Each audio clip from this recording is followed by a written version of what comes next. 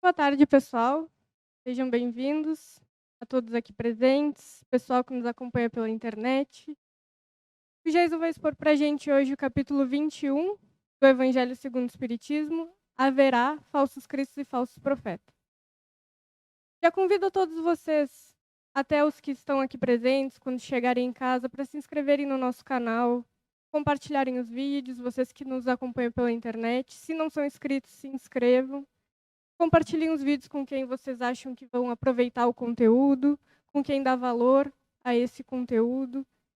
E vocês acham que pode agregar alguma coisa na vida das pessoas que vocês conhecem. Comentem nos nossos vídeos, se vocês quiserem, nos ajudem a divulgar a doutrina espírita de uma forma mais orgânica, né? Nos nossos vídeos é dessa forma que a gente consegue divulgar o conteúdo.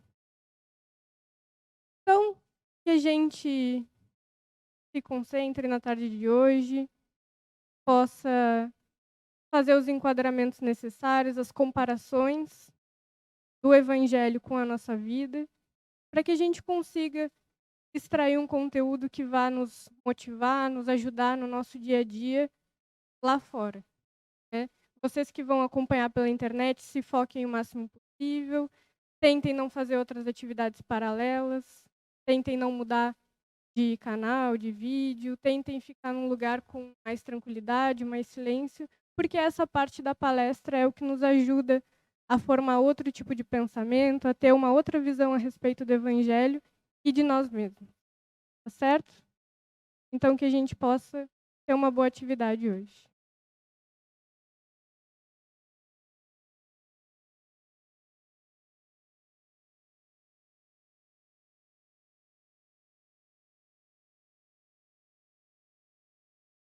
Boa tarde, pessoal. Boa tarde, pessoal que acompanha pela internet. Hoje, então, esse capítulo 21, haverá falsos cristos e falsos profetas. Semana passada, a gente estava falando no capítulo 20, os trabalhadores da última hora.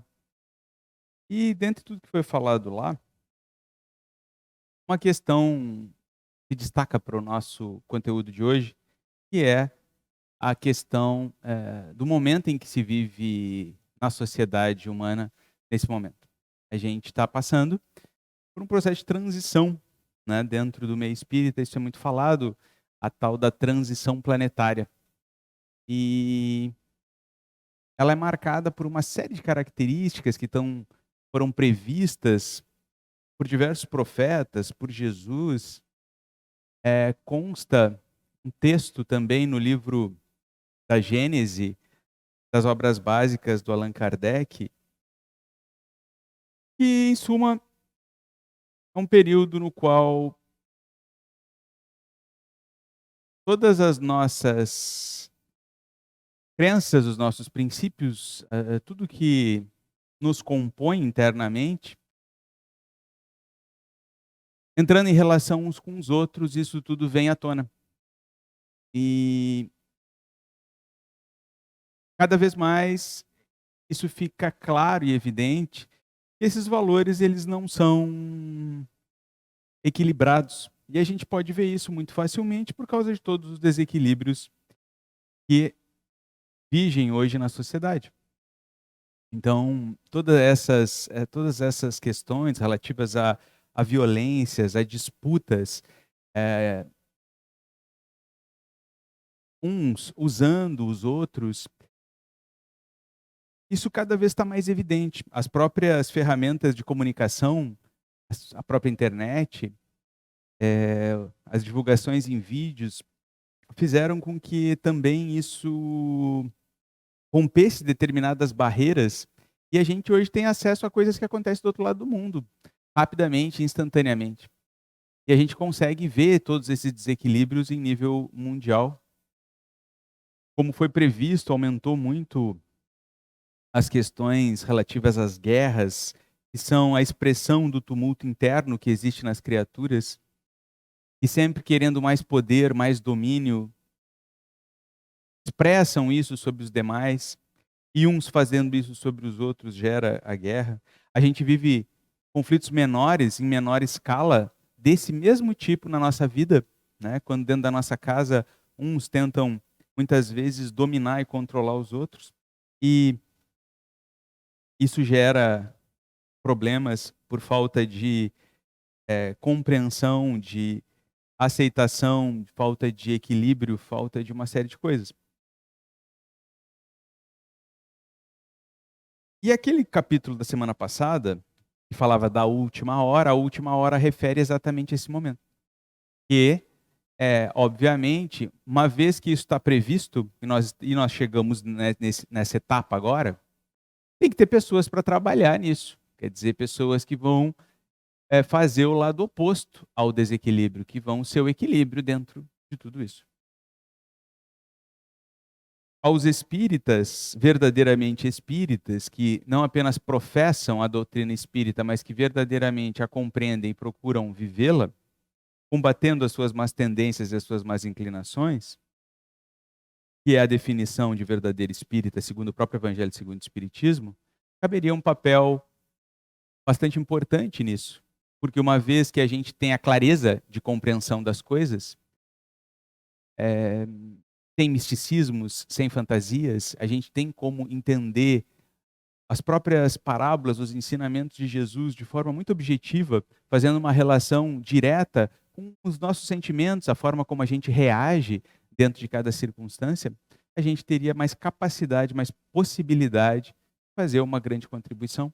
Infelizmente, como dentro do movimento espírita ainda campeiam muitas distorções, esse papel fica reduzido sempre a poucos trabalhadores.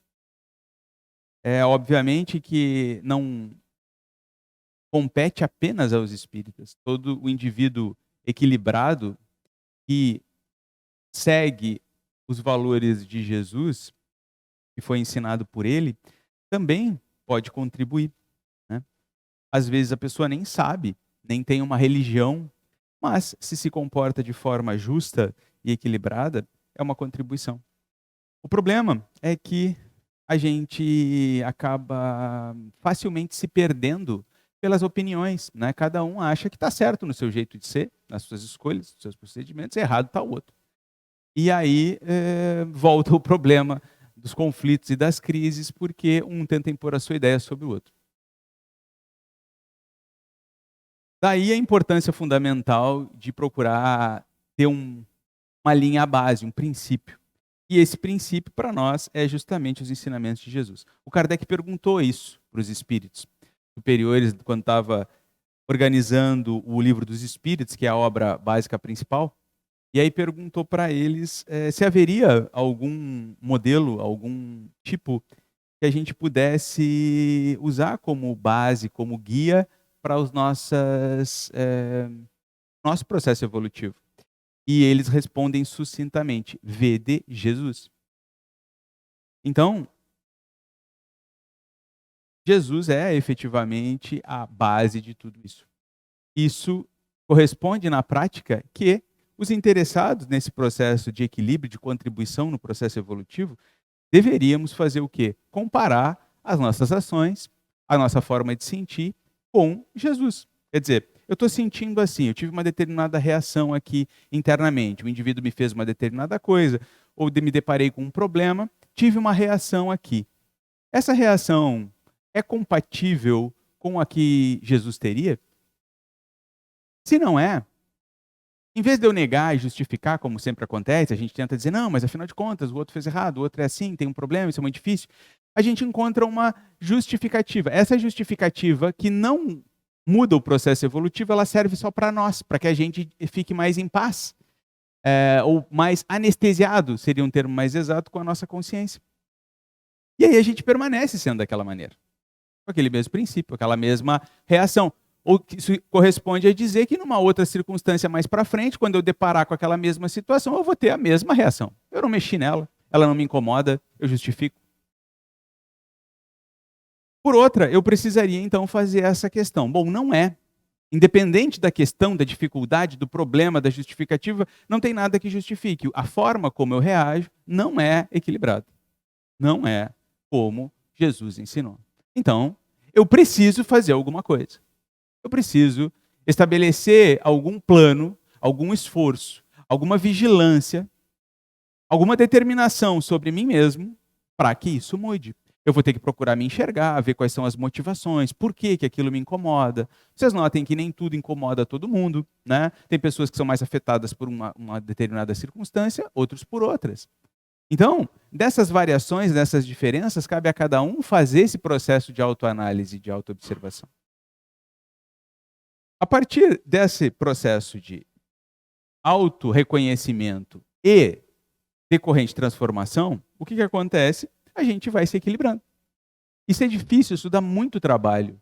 Isso não é uma coisa simples, não é uma coisa que baste uma intenção inicial. Todo mundo que já tentou fazer isso, ou os que tentarem, vão ver que a gente faz um plano, a gente se determina, fica muitas vezes muito motivado, e aí começa. E aí, logo em seguida, já acontece um problema, acontece uma circunstância que nos abala.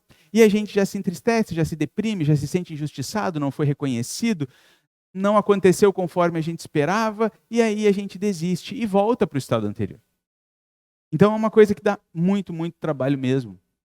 Lá no livro dos Espíritos, inclusive, tem uma parte que a gente estuda no que corresponde ao nosso terceiro ciclo de estudo aqui, que está na terceira parte do livro dos Espíritos, que fala das leis naturais, e uma delas é justamente a lei de trabalho.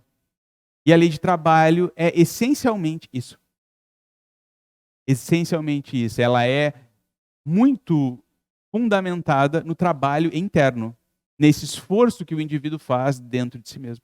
Só que, normalmente, como a gente vem de uma trajetória secular, de relação com as religiões, de forma a que nós não precisemos fazer nada, apenas frequentar um prédio, ou seguir um determinado ritual, repetir determinadas palavras, a gente continua, a gente tem essa tendência, isso é uma tendência, a gente fez, reencarnou, fez, isso está dentro da gente.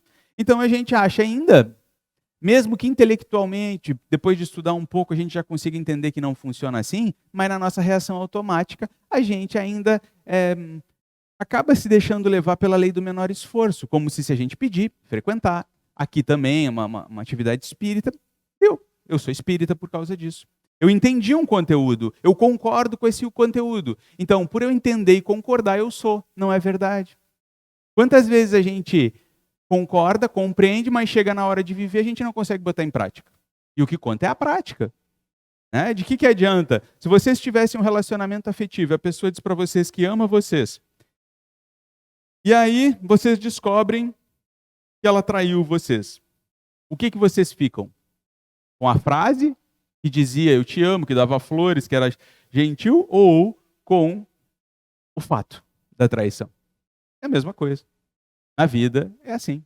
Se a gente reage de uma forma desequilibrada, no fundo, isso revela o desequilíbrio que existe em nós. Essas confusões, essas coisas todas, essa forma de ver as coisas com mais clareza e mais objetividade,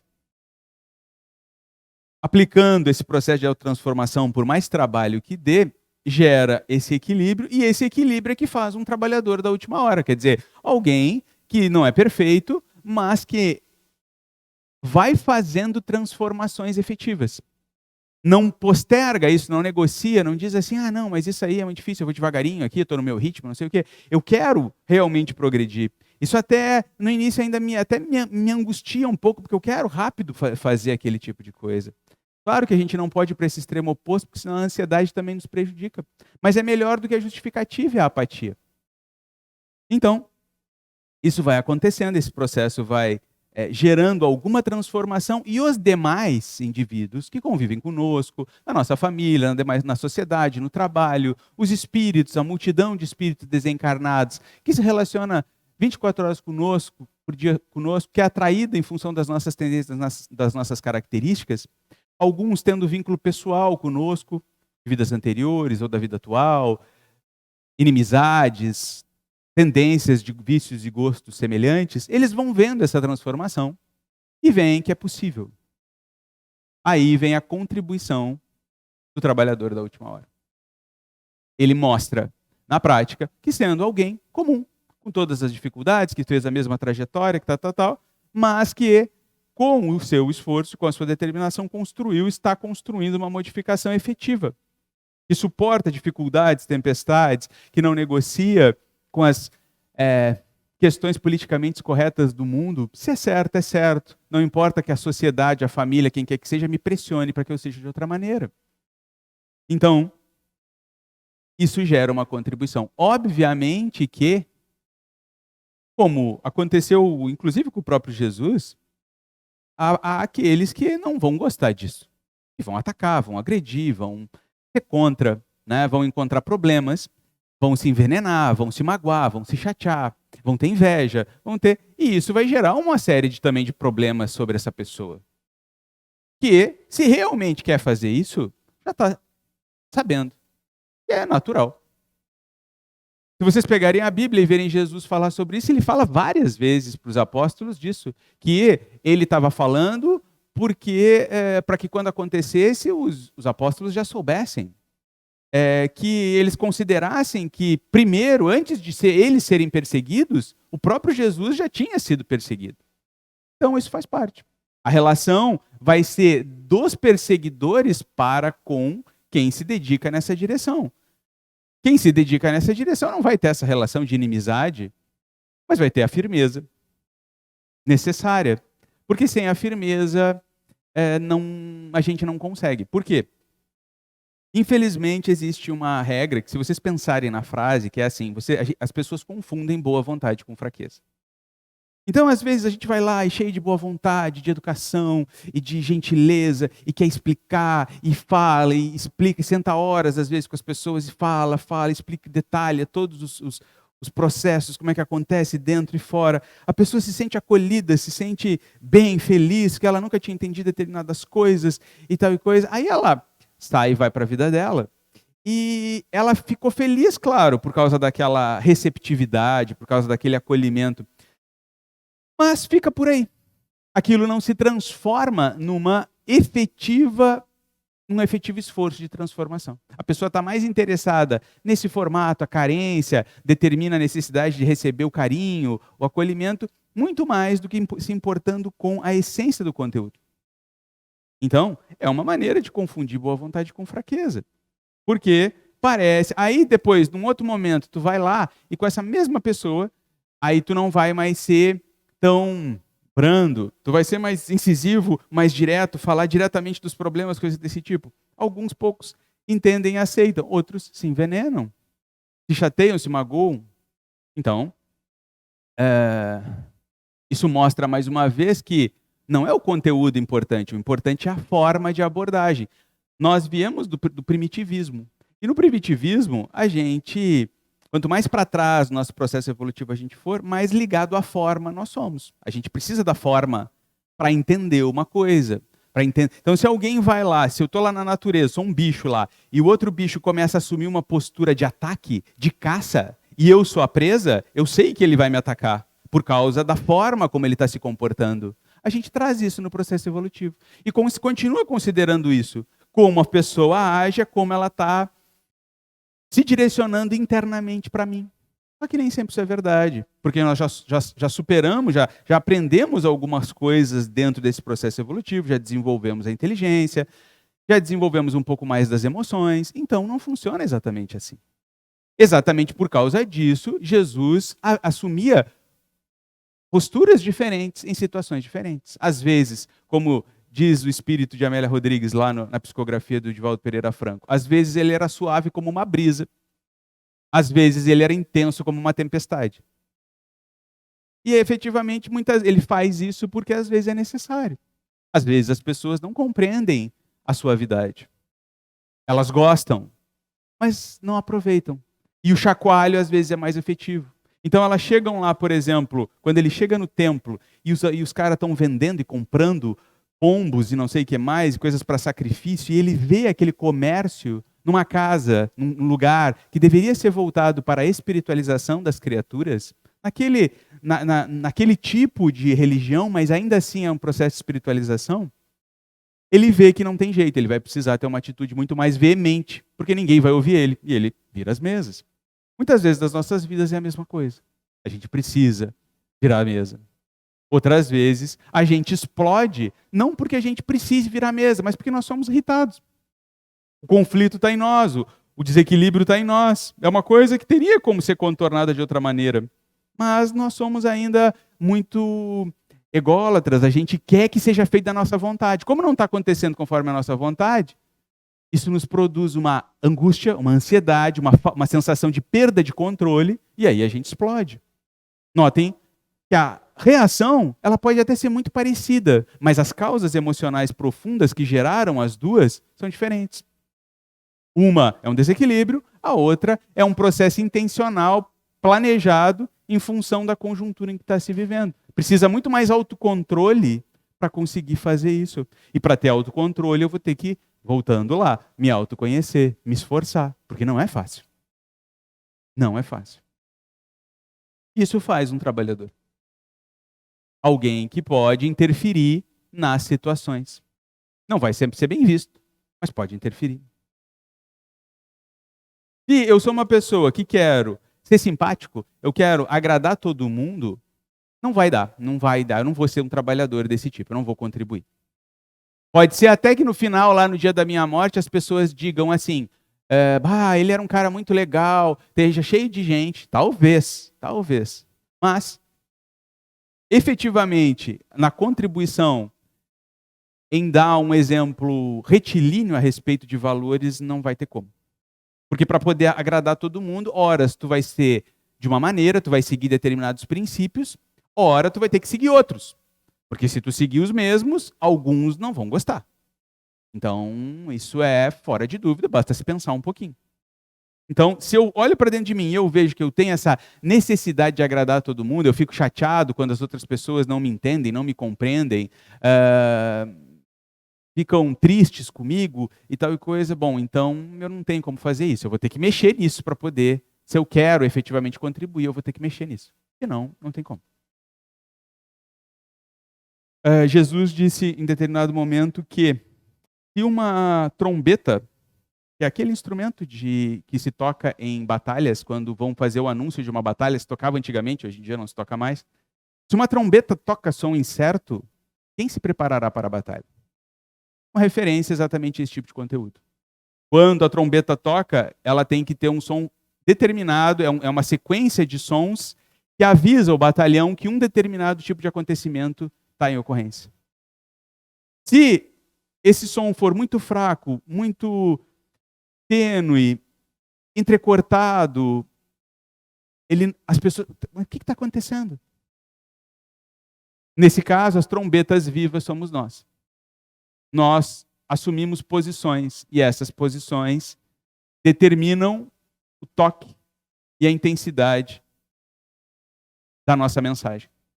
Agora, tem um filme nos cinemas, muito bom inclusive, que é o filme dos Mensageiros, que é o segundo livro da série do André Luiz, que está com o título de Nosso Lar 2, que de alguma maneira também mostra exatamente essa realidade. Né? Eu vi agora, essa semana, uma notícia, acho que foi na Veja ali, digital, e aí falava que as pessoas não estavam entendendo, porque lá no filme, um dos caras ali que trabalhava direitinho no centro espírita, ele se deu mal, né? Quando ele morreu, ele não foi para a colônia espiritual imediatamente, ele ainda sofreu um tempo. E as pessoas não entendem por quê, né? Afinal de contas, se ele estava lá, ele fazia isso que eu estou fazendo aqui agora, né? Ele se levantava na frente de uma mesa e falava para as pessoas, e aí ele queria ajudar, e ele trabalhava e tal e coisa. Por que deu errado? E a questão, ela vai diretamente, de novo, falar da essência das coisas. A gente muitas vezes se apega na forma, eles davam comida, atendiam os pobres, etc, etc. Mas as mudanças profundas ficaram em segundo plano. Como eu sou? Quem eu sou? Eu sou a forma que eu sinto, como eu vejo a vida, como eu me interrelaciono com isso, isso não muda. É isso que muda o meu patamar evolutivo. Querem ver? Um exemplo bem prático, mas bem simples. Se eu levanto aqui agora e eu falo, por exemplo, sobre paciência, eu falo sobre paciência, paciência, paciência, paciência, paciência, vocês que estão me ouvindo, vocês provavelmente vão achar assim, poxa, esse cara é um cara que é muito paciente. Ele tem bastante paciência. Vocês vão acreditar nisso. Eu, por falar isso, posso achar, não, realmente, eu sou muito paciente, sou um cara legal. Só que, na minha vida íntima, eu vou lá, eu me irrito, eu me indigno, eu tenho falta de paciência, eu tenho falta de tolerância, eu tenho uma série de coisas. Por mais que vocês não saibam, o que determina a verdade? Isso, é como eu sou. É como eu reajo, não como eu aparento, não como os outros acreditam. É como eu sou. Essa irritação, ela demonstra o quê? Ela demonstra algo que eu não compreendo, algo que eu não sei lidar. É uma ausência dentro de mim. Se eu entendesse, eu compreendesse, quando a situação está acontecendo, em vez de me irritar, eu tiraria de letra, eu ficaria em paz. Então vocês notem que o desequilíbrio, a irritabilidade, o que se gera dentro de mim e me afeta, é fruto dessa falta. Se eu me dedicasse e começasse a pensar, puxa, eu sou assim, isso me irrita, isso me afeta de tal maneira, por quê? Em que está desacordo com o que Jesus ensinou? Como é que Jesus agiria? Por que em determinados momentos ele agiria dessa maneira e tal? E eu estou em busca disso, eu vou começar a mexer nisso, e eu vou construir uma capacidade de lidar com aquela situação. Quando eu fiz isso, acabou. Eu não me irrito mais. O que normalmente se faz? Eu engulo. Eu me irrito e eu engulo. É uma resistência. Tá, é melhor do que explodir. Tudo bem, não resta dúvida. Mas não é uma solução efetiva. A solução efetiva, ela vem quando acontece a transformação. É isso que se quer, a evolução. Quando a gente fala na doutrina espírita que é um processo evolutivo, é isso que está se falando. É a necessidade de mudar a forma de sentir. Enquanto eu ainda sinto, mas eu agarro, eu ainda senti. E essas coisas é que muitas vezes falta honestidade pra gente. Como eu aguentei, eu digo, não, viu, consegui, eu aguentei, porque antes eu não aguentava, eu explodia. E eu já fico satisfeito com aquilo ali. Até o momento que vai, eu vou me perder e vou me explodir. Ou vou segurar tanto tempo essas coisas, essas mágoas, essas explosões, e isso muitas vezes vai parar, você sabe aonde? No corpo, se somatiza. Viram processos doentios. Cânceres até. Por isso que tem uma corrente de pessoas que dizem assim, não, então é melhor tu botar para fora. É melhor tu explodir. Bom, organicamente é. Agora, moralmente, emocionalmente, vai te gerar um outro tipo de problema. Tu vai ficar com uma série de arrependimentos pelos estragos que tu fez por ser assim. E isso também pode ir parar no corpo, porque as culpas também se somatizam. Então, o único caminho é o quê? O caminho do equilíbrio. E para mim me equilibrar, voltamos para a nossa conversa inicial, eu vou ter que enxergar o erro e transformar. Jason, o que isso tem a ver com o capítulo de hoje? Tu está aí falando tanto, parece que tu não passa do capítulo da semana passada, tu está refazendo o capítulo da semana passada, e tu não entra no capítulo dessa semana. Bom, o fato é que, quando a gente vai lá e faz esse processo de transformação, o que é um profeta? Porque o título do capítulo é Haverá falsos cristos e falsos profetas. O que é um profeta verdadeiro? O profeta verdadeiro é alguém que fez isso. Só que ele fez isso num grau maior, então o comportamento dele, ele se destaca na média. Tu olha para aquele cara e tu diz, mas o cara é demais. Então, quando a gente vê esses personagens na Bíblia, por exemplo, vocês notem lá que eles têm um comportamento de muita determinação, muita fé, valores nobres, justiça, igualdade e uma série de coisas. Então ele se destaca naquele contexto. O que seria o falso profeta? É alguém que faz o inverso de tudo isso. Se a gente pega, fala, mas não vive, promete, mas não faz, nós somos um falso profeta. Se a gente vem ao centro espírita, trabalha, estuda, quem nos olha, os espíritos que nos olham, eles esperam de nós. As pessoas nos olham, que convivem conosco, elas esperam de nós. E muitas vezes elas até dizem, às vezes os espíritos em comunicação dizem, mas tu não é espírita? Eles esperam. Esse é um comportamento que mostra que eles esperam. Só que como eles vão lá, nos acompanham, nos veem as nossas relações, as nossas reações, nosso comportamento diário, medindo prós e contras, eles veem assim, putz, ele não faz nada de diferente do que eu faço. Ele tem os mesmos conflitos, talvez até pior, talvez seja mais hipócrita. Porque ele vai lá, aprende coisa desse tipo, diz, e aí chega lá na vida dele e ele faz tudo diferente. Aí eles ficam muitas vezes até com bronca, com raiva da gente. Da mesma maneira que o encarnado também fica. Às vezes não sabe nem explicar isso. Não tem essa capacidade de fazer essa racionalização. Só sente a contrariedade. Então, ou se é ou não se é. Jesus também definiu isso. Ele disse que o teu sim seja sim e que o teu não seja não. Não promete. Todo que vier a mais em forma de promessa, segundo a tradução que foi feita, não passa do maligno. Que significa, na verdade, não é... As religiões fazem uma interpretação como se fosse de um espírito do diabo ou coisas do tipo, e na verdade vem do próprio indivíduo. É o teu desequilíbrio falando ali, é a tua mentira. Então, um falso profeta, no fundo, é alguém que é mentiroso. É alguém que não vive o que diz. Que não faz para ele o que ele aconselha aos outros. Então, é aí que está o problema. Alguns são altamente hábeis. Alguns são altamente hábeis. Aprenderam a manipular palavras, fazer sofismas, que seriam jogos de palavras, para encantar, para enganar, para ludibriar. Outra coisa interessante que se junta a isso, nesse processo de enganar, é o seguinte. Mediunidade não é algo que seja exclusivo de pessoas equilibradas. Muito pelo contrário, segundo a gente vê nas obras básicas lá. Segundo a gente vê lá no livro dos médiuns. São raros os espíritos missionários que aí recebem mediunidade em fim de demonstrar determinados valores. Chico Xavier tinha isso. O próprio Jesus, né, tinha todas as mediunidades em máximo grau. Eurípides Barçanufo foi alguém que tinha tamanha bondade que ele conseguia curar com as mãos. É um processo raro, Jesus fazia isso também. Precisa muita bondade para conseguir fazer isso, verdadeira. Não basta intenção. E tem outros de outras religiões também faziam.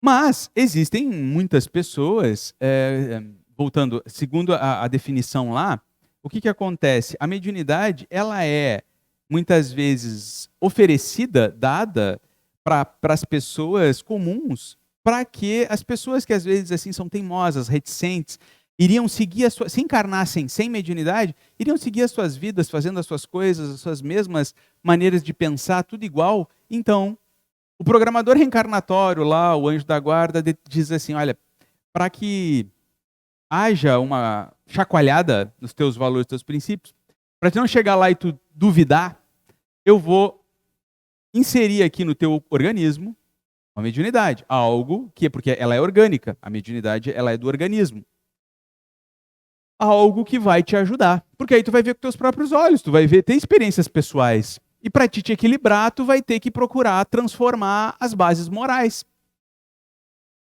Se eu tenho mediunidade, e a gente estuda que as nossas relações, bem, eu estou falando de mediunidade ostensiva, tá? Que são essas mais marcantes. Na verdade, todo mundo tem mediunidade, só que é a mediunidade inspirativa. A gente recebe ideias e coisas desse tipo. Independente do tipo e da intensidade da mediunidade, a gente atrai para perto da gente quais espíritos? Aqueles que são parecidos conosco. Então, se eu sou um médium ostensivo e tenho valores morais desequilibrados, quem que eu vou atrair para perto de mim? Espíritos desequilibrados. Isso vai aumentar o meu desequilíbrio. Eu só tenho uma saída. Eu preciso me equilibrar, mudar os meus valores, para que não haja essa compatibilidade.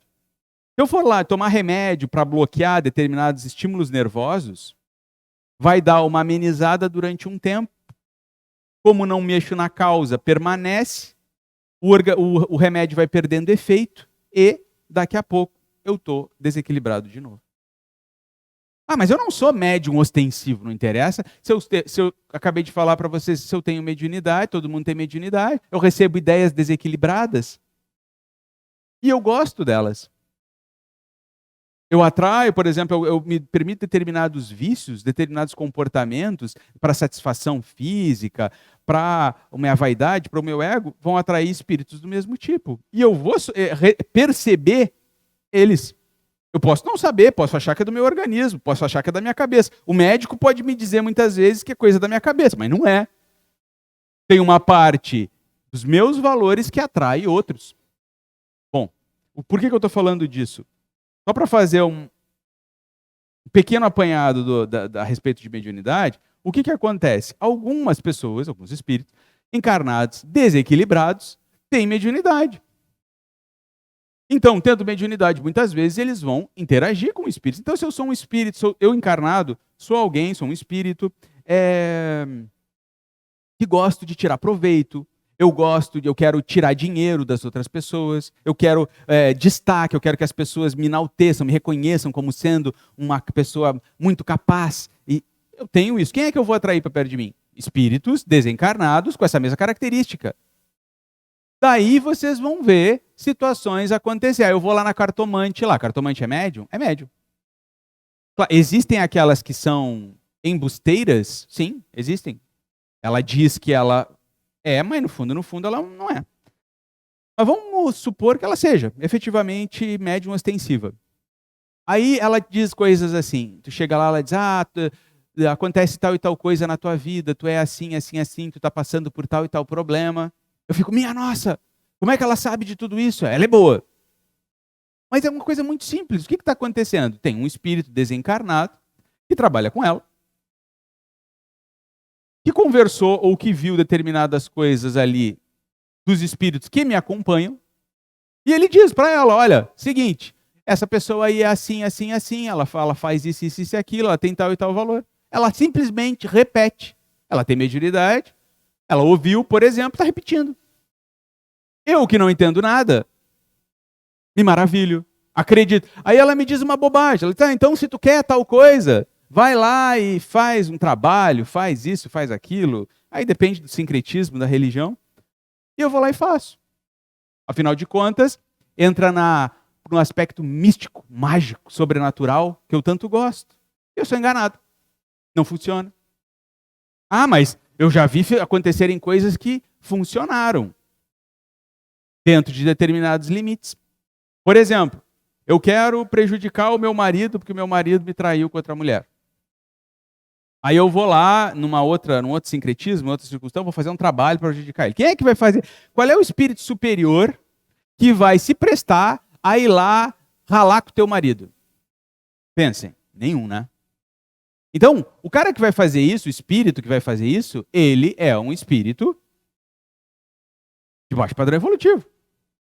E vai fazer uma troca comigo.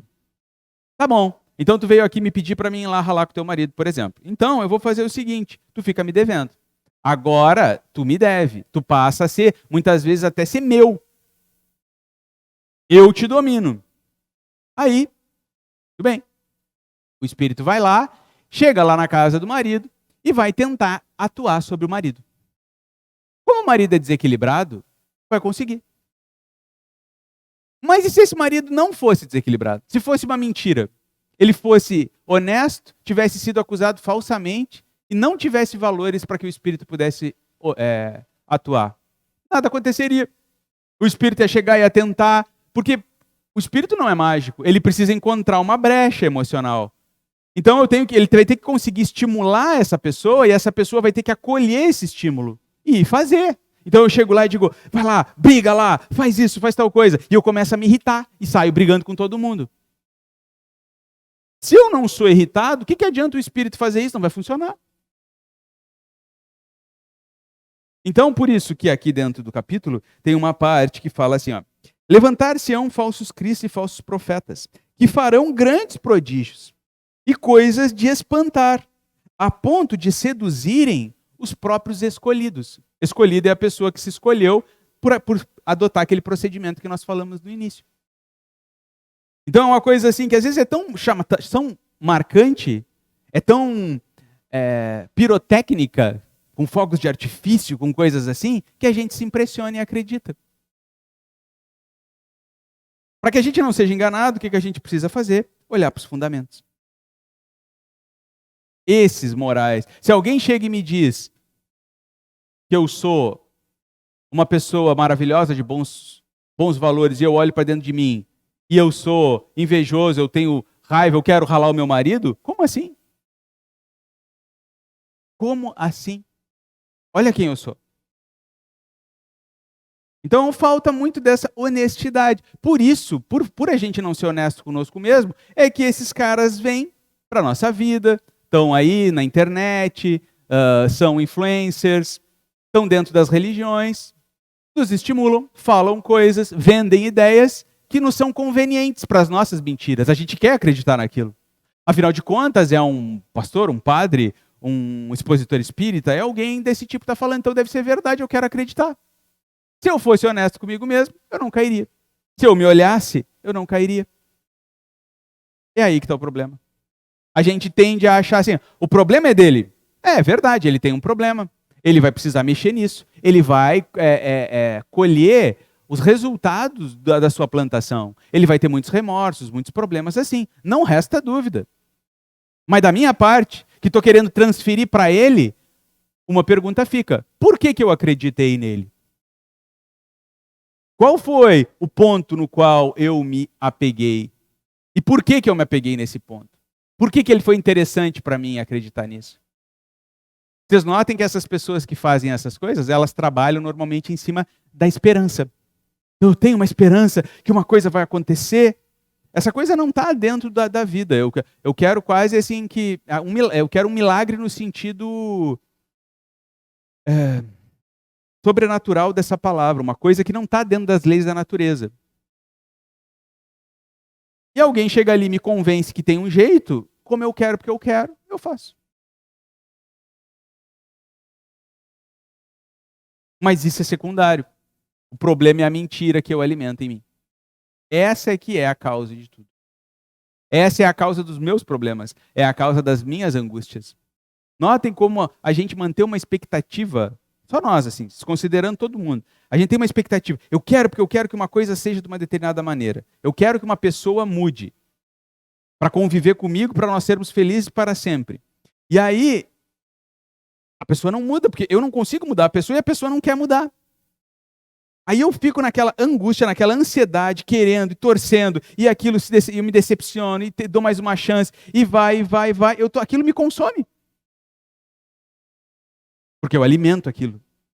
Todos os indícios já foram dados, que não é, que a pessoa é desequilibrada. Se eu for olhar de cara, assim, eu tenho duas opções. Não, é desequilibrado, eu vou aceitar o desequilíbrio, vou matar a expectativa, porque não vai se equilibrar tão rapidamente. Essa seria uma possibilidade, mas eu não quero fazer isso. Eu prefiro manter a outra, que é dizer, não, vai dar certo, vai dar certo. Mas como? Se depende da pessoa querer mudar. Vocês notem que quando a gente se determina a mudar, é difícil. Tu imagina alguém que tu vai ter que fazer a mudança por ela. Não funciona. E assim, uma infinidade de exemplos. A gente não tem tempo aqui, eu já passei aqui do tempo, já estou há 40 minutos falando. Então, mas isso tudo está contemplado dentro da doutrina espírita. Para encerrar, para vocês verem como, na essência da ideia, é o que Jesus falou, tem uma pequena passagem que vocês encontram no Evangelho de Lucas, que é da onde sai o capítulo, que diz assim, é Jesus falando, a árvore que produz maus frutos não é boa, e a árvore que produz bons frutos não é má. Porquanto cada árvore se conhece pelo seu próprio fruto. Aí ele insiste, não se colhem figos nos espinheiros, nem cachos de uvas nas sarças. O homem de bem, aí agora ele fez uma analogia, agora ele vai explicar a analogia. Ó. O homem de bem tira as boas coisas do bom tesouro. Ele entesourou dentro de si, do seu coração. E o mal tira as más do mau tesouro do seu coração. Porquanto a boca fala do que está cheio o coração. Ou seja, o que a gente emite para fora vem desse tesouro. Se eu sou mentiroso, as palavras que vão sair dentro de mim são a mentira. Se eu não sou, Se eu luto pela verdade, mesmo que ela aparentemente me prejudique, o que vai sair de mim é a verdade. Como entesourar? É a questão da palestra. Esses esforços, esse autoenquadramento, esse trabalho incessante, difícil, de modificação, não aceitando aquilo que eu já consigo reconhecer que é desequilibrado. Isso não significa que eu vou me deprimir, que eu vou me ter como a pior das criaturas, porque aí eu entro num processo também de fuga, de falta de energia, de estímulo para fazer isso. Aceito que eu tenho essa trajetória e que eu construí esses erros, mas me esforço para transformá-los. Dia a dia, circunstância após circunstância. E aí, o meu tesouro vai ser bom e o que sair de mim vai ser bom. Quem eu vou atrair vai ser bom. E quando eu me aproximar de alguém que é mal, vou ter mais chance de tocá-lo no coração, para que ele também se torne em bom. Senão, eu contribuo com desequilíbrios, o mal. E eu estimulo o desequilíbrio nos outros. Olhem como isso está cheio na internet. As modas de todo tipo. Essa questão da influência digital. Eu transmito desequilíbrios. E colho isso. Porque eu acabo vivendo dentro dessa sociedade desequilibrada, sem estrutura. E isso me afeta profundamente. Eu tenho medo, eu tenho uma série de problemas derivados dessa convivência desequilibrada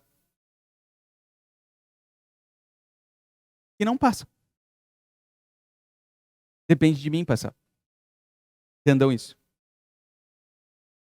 Certo? Então, espero que isso possa, de alguma maneira, elucidar alguma coisa nas vidas de vocês, nas relações de vocês, nas relações com o mundo espiritual e consigo próprios. Que isso não seja simplesmente uma palestra, né? Que vocês possam pegar alguma coisa disso e fazer uso quando vocês se depararem com as tendências, as reações, os problemas, as dificuldades. As respostas não vão estar prontas, mas busquem. Tem muitas coisas que a gente já sabe que está errado, mesmo sem fazer grandes estudos, a gente já sabe, e mesmo assim a gente se permite. Comecemos por aí, ao mesmo tempo que nos dedicamos em descobrir mais.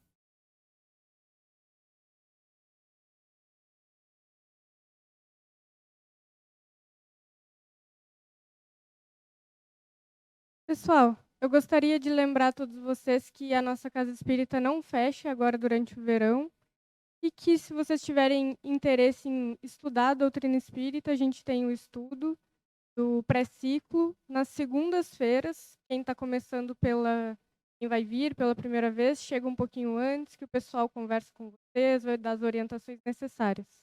Tá certo? Também tem bastante estudo, ciclos de estudo na nossa playlist no YouTube. Se vocês tiverem interesse, também podem acessar e seguir a reflexão durante os próximos dias. Fiquem em paz e até a nossa próxima.